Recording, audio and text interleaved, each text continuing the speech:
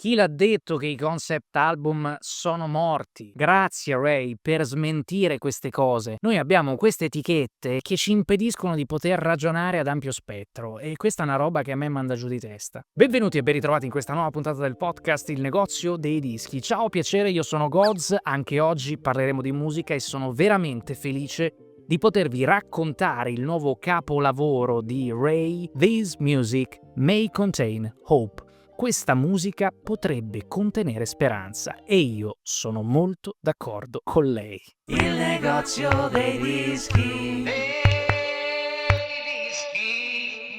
Se fosse possibile io già inizierei con un applauso, così per dire, perché è veramente un album incredibile. Spesso abbiamo utilizzato Lux di Rosalía come metro di paragone, come eccellenza assoluta, da zero a Lux, e devo dire che secondo me la strada intrapresa da questa giovane ragazza britannica, Ray, che ahimè non conoscevo così bene, è la strada giusta. È una strada che cerca di seguire le orme di Rosalía, non tanto da un punto di vista della musica che ci va a proporre a livello di genere, ma della sperimentazione. Nell'album troviamo pop, jazz, R&B, soul, elettronica, disco. Non so, forse potrei continuare, fermatemi. Veramente c'è di tutto, e appunto per capire tutto, armatevi di pazienza, armatevi di tempo e ascoltatelo più di una volta, perché veramente merita lo sforzo richiesto. Non è musica per tutti probabilmente, ma se state ascoltando questo podcast è perché la nostra community si merita questo tipo di musica.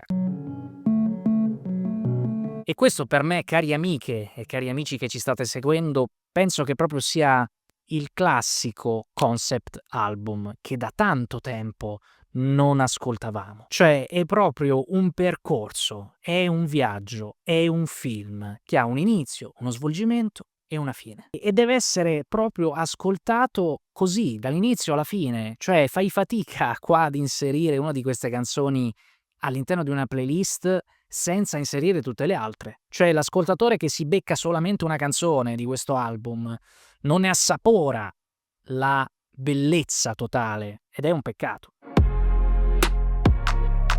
Questo album è diviso in 4 atti e già qua la gente comincia a tremare perché l'ascoltatore medio già dici una cosa di sto genere, dice aiuto, fammi sedere perché non so se sono capace. Ogni atto corrisponde a una stagione. L'album inizia con l'autunno e termina quindi con l'estate. E c'è un vero e proprio percorso di analisi, mi viene da dire, all'interno di questo album, dall'inizio alla fine. È un album che parla di sofferenza, è un album molto intimo per Ray, ma nonostante la musica elevatissima, il contenuto vuole posizionarsi allo stesso livello dell'ascoltatore. Cioè, ognuno nella vita ha i propri problemi, ma esiste la speranza e tutti insieme siamo uguali.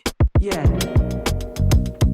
C'è tanto cinema, c'è tanto teatro e c'è tanta pubblicità. A me è venuta anche da pensare, ascoltando questo album, a dei voice over di pubblicità. Il tutto è introdotto proprio da un voice over nella prima traccia, una traccia che potremmo definirla come un prologo, come un'introduzione, dove c'è proprio un voice over di Ray che ha l'intento proprio di spiegare, di portarci con lei all'interno del set. E vi leggo, traducendo ovviamente quello che dice, permettetemi di presentarvi la scena.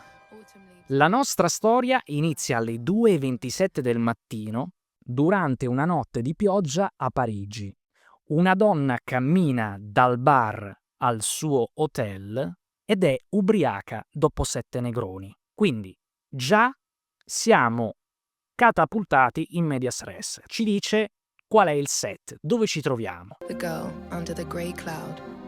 Dicevamo del cinema, il genere che cinematograficamente è più affine e comune a tutte le tracce, penso che sia il musical. È un album che ascoltandolo ti porta quasi a vivere una jam session. È l'album del voler stare insieme fisicamente, del condividere lo stesso spazio. Ti sembra di essere lì attorno a Ray e a tutto l'orchestra, a tutti i musicisti.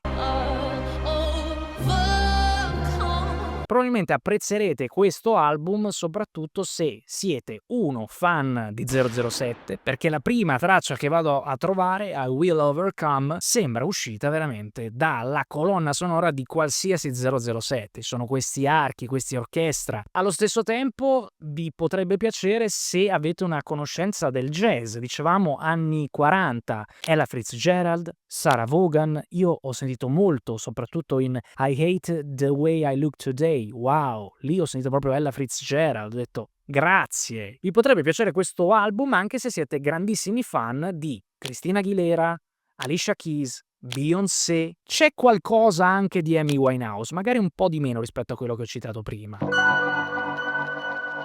E in realtà poi in tutte le tracce ritroviamo delle parti narrative, recitate, e il finale dell'album lo potremmo proprio definire una sorta di epilogo, dove si risolve in qualche modo il problema, raccontandoci che c'è sempre speranza per poter risollevarsi, e in più, ecco, a proposito di cinema, troviamo dei veri e propri credits, cioè dei titoli di coda. Lei elenca per 4-5 minuti, nell'ultima traccia, i ringraziamenti a tutte le persone che hanno collaborato all'interno di questo progetto. E io ascolto musica da 34 anni e sinceramente non mi era mai capitato di sentire una traccia con tutti i credits. Anzi, chiedo pure a voi ne conoscete? Perché a me non mi è mai capitato. A parte il fatto che è una cosa molto carina da parte di Ray ringraziare appunto tutte le persone che hanno collaborato, ma l'ho trovato ancora più rafforzativo questo gesto per evidenziare il messaggio dell'album, cioè siamo tutti sullo stesso piano. Io sono Ray, sono la superstar, ma mi concedo del tempo all'interno di questo album per ringraziare singolarmente tutti voi. Dentro questo album ci sono anche degli ospiti di lusso, perché non possiamo non citare Hans Zimmer, che è un compositore di colonne sonore e ritorna di nuovo il cinema. Hans Zimmer è colui che ha composto colonne sonore per film del calibro di Il Gladiatore, Inception, Interstellar. Non so se avete capito. La canzone dove lo troviamo è Click Clack Symphony, che è una canzone molto bella, molto particolare e soprattutto molto cinematografica. Ha dimostrato un coraggio incredibile, una forza e una volontà di esprimere la propria musica non scendendo a compromessi con le major, che è invidiabile. Leggevo che lei ha deciso di interrompere il proprio rapporto con una major importante che gli ha dato comunque tantissima visibilità, ma siccome Ray aveva principalmente avuto successo come cantante disco, diciamo, elettronica, la major voleva che Ray proseguisse su quella strada lì. Ma Ray diceva: no, cari amici, io mi faccio la mia musica da indipendente, perché la mia musica non può essere solo quella roba lì. Io ho tanto altro da poter mostrare. Arriviamo dritti verso l'epilogo poi dell'album, che appunto porta a risolvere le difficoltà. Canzone meravigliosa, penso proprio che sia Happier Times Ahead, che appunto, cito traducendo sempre il testo, dice: la vita non è giusta, la vita può essere difficile, ma ne abbiamo solo una. Qualunque cosa possa accadere, ci saranno tempi migliori ancora. Quindi è proprio quella speranza che viene citata nel titolo dell'album, ed è un po' una risoluzione a quella ragazza che all'inizio dell'album, nella prima traccia, sta camminando da sola nella Parigi di notte senza ombrello. E mi viene da dire che, esattamente come ha fatto Rosalia, ha preso in contromano la via dello streaming. Non gliene frega niente. Ed è questa la forza dei grandi artisti oggi, Attenzione. Cioè fregarsene delle regole, perché la musica poi è libertà. Se tu devi essere rilegato al fatto che le canzoni per forza devono essere sotto i 3 minuti oggi, che il ritornello debba entrare per forza prima di 1 minuto, altrimenti la gente comincia a skippare, eccetera, eccetera, allora la musica ha perso, perché la musica è libertà. E se tu devi confezionare la musica solo secondo queste dinamiche, allora abbiamo perso tutti, la musica e gli ascoltatori. Non mi sento di fare una top 3 di questo album, perché ci sono troppe canzoni, abbiamo detto sono 17 tracce, e soprattutto sono troppo belle, tante, tutte. Ora, sicuramente la prima parte dell'album mi è piaciuta un pochettino di meno rispetto alla seconda, ma senza la prima parte è anche vero che probabilmente la seconda avrebbe meno potenza, ok? Le canzoni a cui ho dato il voto più alto, ripeto, sempre a gusto personale, perché qua i generi sono tanti, quindi chiaramente troveremo da discutere nei commenti. I Know You Are Hurting, Lifeboat, mi è piaciuta tantissimo questa mescolanza di tante voci, di testimonianza di persone che dicono io non mollo ancora, io non mollo ancora, le voci delle persone reali che si mescolano a quella di Ray, che tolgono importanza a Ray perché Ray è una di noi, questo è fantastico. Capisco che potremmo non essere d'accordo, io ho una grandissima passione per il jazz, quindi dico che la traccia I Hate the Way I Look Today è meravigliosa, quindi 8,5 anche per quella. Goodbye Harry, Nightingale Lane, 8,5. Where is my husband? Wow, qua mi ha ricordato qualcosa di Space Jam, della sigla di Space Jam, per quanto il contenuto poi testuale non sia assolutamente riferimento, ma a livello di ambiente musicale mi ha ricordato quel tipo di colonna sonora.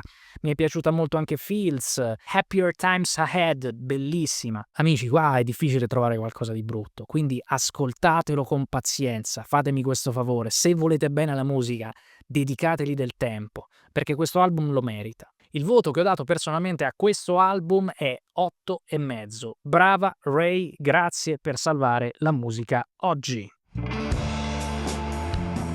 E a voi? È piaciuto il nuovo album di Ray? L'avete già ascoltato? Fatemelo sapere come al solito qui sotto nei commenti. Mi raccomando, a me sono piaciute di più alcune canzoni, a voi sicuramente ne piaceranno delle altre e sono curioso di capire in questo territorio di tanti generi quali possono essere le canzoni in comune tra i gusti musicali. Questa è la parte di solito che viene più skippata nei video, ma ho l'obbligo di ricordarvi che se non vi siete ancora iscritti al canale di YouTube, cari amici e amiche, è giunto il momento di farlo. Se ci state ascoltando su Spotify o su qualsiasi altra piattaforma digitale, grandissime, continuate a farlo. Ci sono le stelline, mettiamole, ricordiamocelo.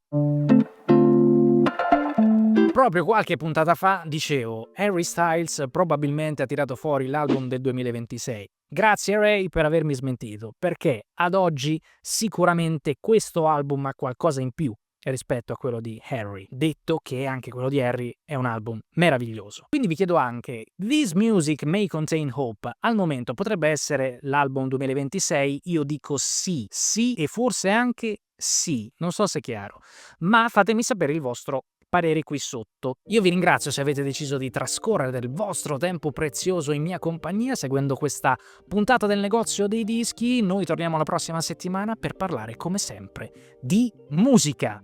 Grazie, ciao. Il negozio dei dischi.